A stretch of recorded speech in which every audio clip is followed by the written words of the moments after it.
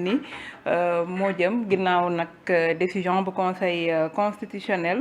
gën a dëggal rek ne lépp li nga xamante ne ni dafa jëm ci wàllum torture wala yenn ci ay crime mën nañu ko rek daal di bokkul benn yoon ci amnistie bi Thioune damay ñëw ak yow ñu xool bu fekkee ne loolu gën na leer ne bokkul également ci amnistie bi ak yenn ci ay plainte yi nga xamante ne ni jotoon a dugg ci jamono jooju ki fi nekkoon ministre de l'intérieur di Félix Antoine Diome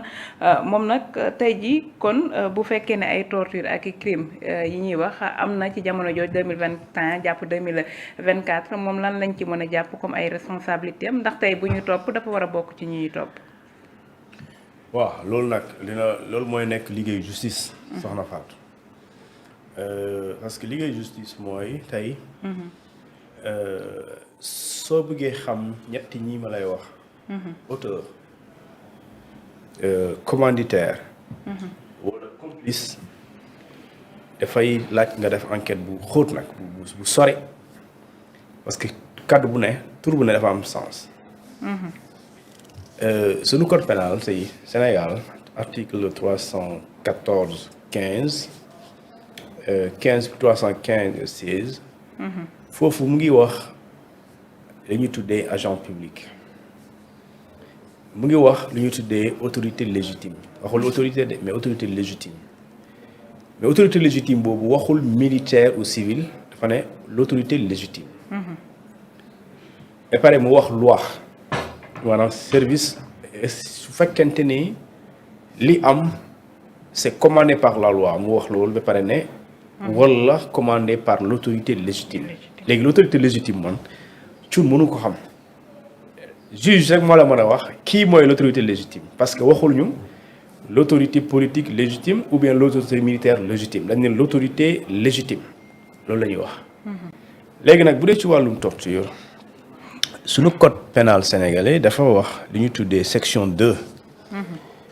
dafa wax li ñu tuddee blessures et coups volontaires non qualifiés meurtres et autres crimes et délits volontaires mu commencé article 294 ba ci article bi nga xamante ni moom mooy article 300 d'accord 308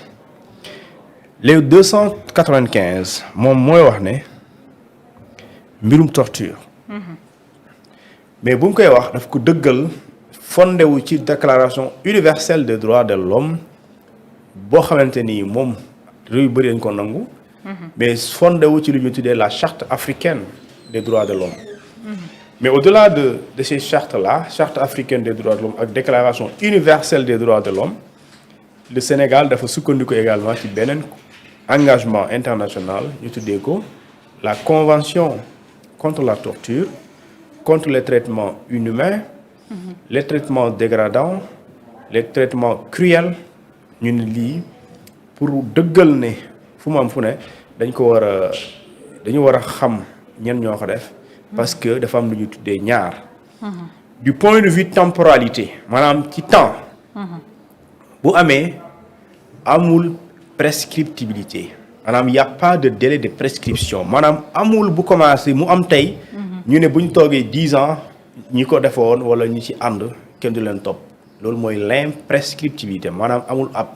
wala su dee dafay am ab mooy nit ki dee mooy la fin àdduna tukki mais amul ñu ne 10 ans soo toogee 10 ans topp ñu la alors day nul déedéet amul ab mooy la temporalité mais aussi ñu ne la dafa am lu ñu tuddee un principe et ça son caractère boo xamante ni ñu ne c'est le caractère non susceptible d'amnistie mooy tey non seulement amul ab ci temps waaye mënuñ ko baale acte de torture mënuñ ko baale ba pare ñu ne léegi su dee mënuñ ko baale dina laaj waaye léegi nag bu ñu nekkee ci guerre wala ñu nekk situation politique bu doy waar est-ce que lu kon mënuñu permettre di torturer nit ñi loi ne la déedéet amul dara même amul benn situation exceptionnelle boo mën a teg ci table bi ba mën a justifier ngay torturer ay nit te lii ma wax la suñu loi sénégalaise moo ko wax daf ne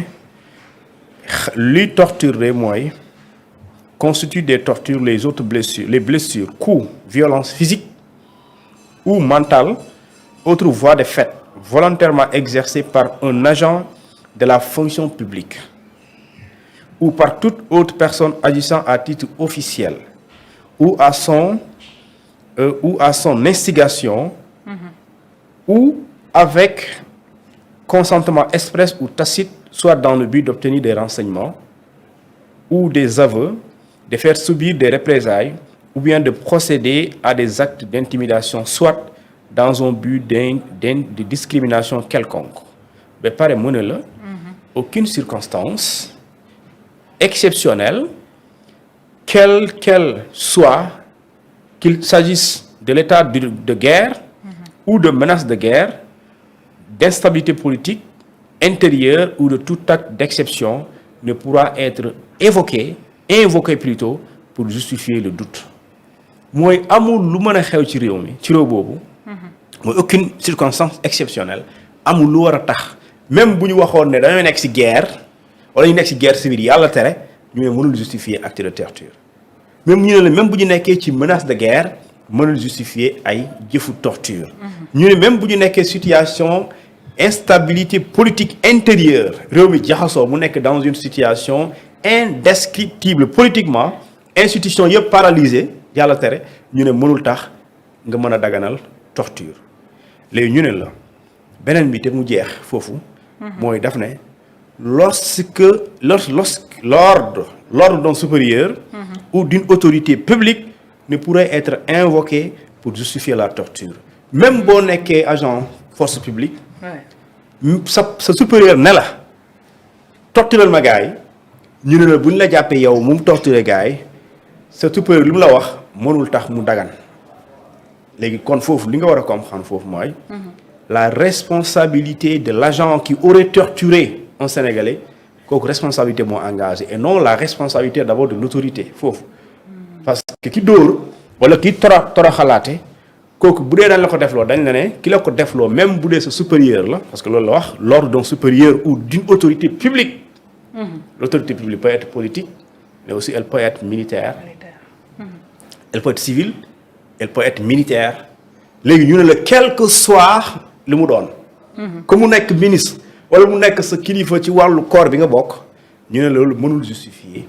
d'accord mënul nekk raison nga torturer doomi aadama bi kon jàppal na ci àdduna bi mu amul looy teg ci table Sénégal bi pour mën a justifier da nga li tax nga torturer doomu jàmbur amul parce que dañ la ne même bu ñu nekkee ci guerre ñiy rayante amuloo droit pour torturer doomu jàmbur bi bu ñu nekkee ci menace de guerre bu leen génn gars yi génn amuloo droit pour torturer leen même bu ñu nekkee situation d'instabilité politique intérieure la ñu wax mënoo ko def léegi nag foofu ki def responsabilité am la ki def ça c'est de sa responsabilité maintenant bu ñu demee ba yaatal parce que dafa am lu ñu tuddee les responsabilités en cascade léegi nag dans ce cas mën nga indi la ñu tuddee ay complicité mooy yow yaay l'auteur principal parce que li nga def yow la engagé c'est comme tey ñu ne la sortez manifester tu sors manifester nga ñëw taal sama oto ki la wax sortez manifester il n'est pas responsable li nga taal oto bi yow yaay bu dee da ngay daan bu dee dañ lay topp ci taal oto bi yow la ñuy topp yow mi ko taal et non celui qui a dit sortez manifester léegi sortez manifester moom il a donné un ordre tu as suivi l'ordre et en suivant l'ordre nga def loo xamante ne yow kese la engagé parce que waxuloo nga taal oto bi loolu c'est une responsabilité individuelle pénale yow la engagé donc c'est comme pour dire léegi nag coow li nag dafa am beneen coow bu am fii code pénal sénégalais ci article 315 bi foofu nag autorité bi mën na yéen coow li waaw foofu dañ ne 315 daf ne il y a ni crime ni délit lorsque l'homicide les blessures les coups étaient ordonnés par la loi et commandés par l'autorité légitime fee dañ la ne yow mi def agent public bi quel que soit loo doon bu la sa supérieur santé sax boo ko defee yow la ñuy topp fii ñu ne la dee amul maanaam mënoo ko tuddee crime mënoo ko tuddee délit bu fekkente ne nit ki dee parce que l'homicide la ñuy wax xam nga homicide c'est nit ki dee la mais ñu ne su fekkee nit ki dee li tax mu dee wala mu tax mu blessé d'accord wala lu tax ñu dóor ko loolu tax loi bi moo ko santaane loi bi moo jox ordre kii dóor yaa ngi dégg ñu ne wala loolu bu nekkul loi bi mais c'est l'autorité légitime maanaam kii war a santaane mooy santaane léegi l'autorité légitime foofu moo tax ma ne la léegi kan mooy l'autorité légitime parce que l'autorité légitime c'est un donneur d'ordre léegi qui peut donner l'ordre à des agents pour que agents yooyu bu ñu intervenir dee am mais doo ko mën a tuddee dee bon dee la bon xam nga tax ma koy bàyyi parce que homicide mooy dee mais doo ko mën a tuddee meurtre doo ko mën a tuddee crime bu fekkente ni ki def crime boobu wala délit boobu moom yoon moo ko commandé wala l'autorité légitime et léegi su boobaa booy xool responsabilité da ngay xool est-ce que l'autorité légitime bi joxe ordre boobu est-ce que l'ordre est légal foofu mooy nekk débat bi l'autorité légitime léegi kan la est-ce que c'est une autorité politique ou bien une autorité militaire parce que tey dañ ne code pénal dafa ne l'autorité administrative est le dépositaire de la sécurité publique mooy responsable sécurité publique donc jàppal ne tey koñ bii ñu ne su ñu nekkoon baare tali bi préfet bi bokk ci département Dakar bi moom la ñuy informer préfet soit benn citoyen informer maire bi mairie bi woo le préfet pour ne ko wala sous-préfet ne ko sama koñ bi am na ay jeunes yoo xam ne ñu ngi nii di baare tali bi l'autorité administrative son devoir c'est de s'enquérir de la situation ba pare wàcc ci terrain bi wala mu yónni mu def lu ñu tuddee réquisition police wala gendarmerie pour ñu restaurer l'ordre léegi nag su boobaa justice mooy déterminer kan mooy l'autorité légitime fee dañ ne l'autorité publique fii dañ ne l'autorité légitime est-ce que c'est l'autorité légitime c'est le ministre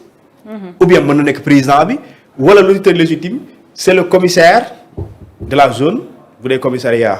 dëkk bi ñu ne est-ce que c'est le commissaire du commissariat de police ou c'est le commandant de brigade de la gendarmerie ou bien c'est le supérieur d'accord du commandement de la gendarmerie nationale ou bien le directeur de la police nationale léegi nag yooyu loolu bu ñu defee ci enquête souvent les responsabilités en cascade di nga xam ku ne lan moo ci sa responsabilité mais torture moom dañ la ne ku la ko mën di defloo yow boo ko defee sa responsabilité moom elle est engagée te mënoo teg ci table bi ba firndeel ba mën a justifier li tax nga def acte de torture boobu te dans tous les cas dañ lay daan léegi en situant les responsabilités jëm ci kaw alors les responsabilités en cascade mën nañu xam kan moo la defloo kan moo la sant mooy kan bu la santé même bu fekkee dal daf ko bind daf ne amoo droit torturer doomu jàmbur donc torture avec ou sans amnistie mënuñ ko baale Sénégal parce que c'est non susceptible d'amnistie et également le délai il est imprescriptible amul àpp muy noonu leer na bu baax a baax Demba Thioune waaw leer na